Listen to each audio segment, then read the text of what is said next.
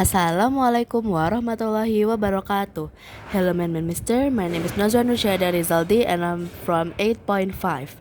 Today, I want to read the state of the world for the ECHI program. So, let's get into it. The state of the world. If your view of the world comes from watching the news and reading newspapers, you could be forgiven for lying awake at night worrying about the future.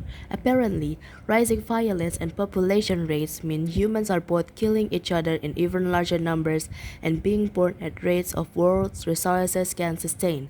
To make matters worse, all the wealth is concentrated on a handful of peoples in the world's richest countries. People in low-income countries live in poverty while the West gets richer. Depressing, isn't it? Let's take global population first.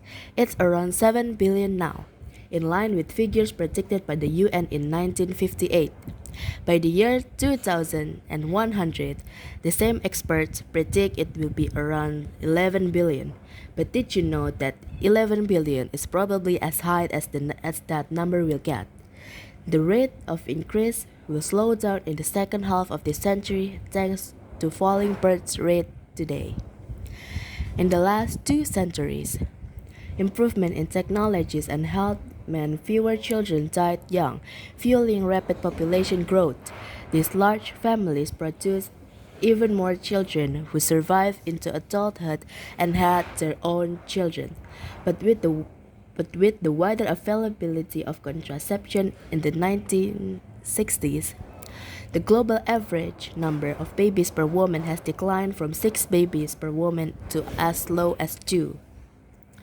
The biggest factor in child mortality is poverty, and while it's still true that only 20% of the world takes about 70% of the world's income, 60% of the world now falls into a middle income group. With 11.6%, the smallest amount of the people in history, still living in condition of extreme poverty. If the majority of the world's people have money, international aid could realistically achieve the UN target of eradicating poverty by 230. As poverty goes down, life expectancy goes up. Birth rates go down because parents can expect their existing children to survive, and the global population stabilizes.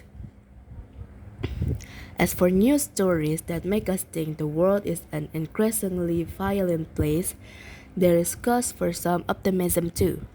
Between the end of World War II and 1990, there were 30 wars that killed more than 100,000 people. Today, there are still civil wars, but countries are mostly coexisting more peacefully than in the past.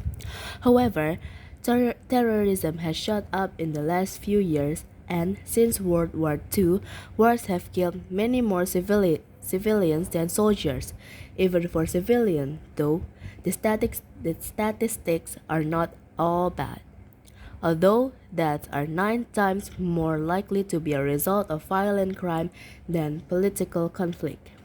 The global murder rate fell slightly, from 8 per 100,000 people in 2000 to about 5.3 in 2050.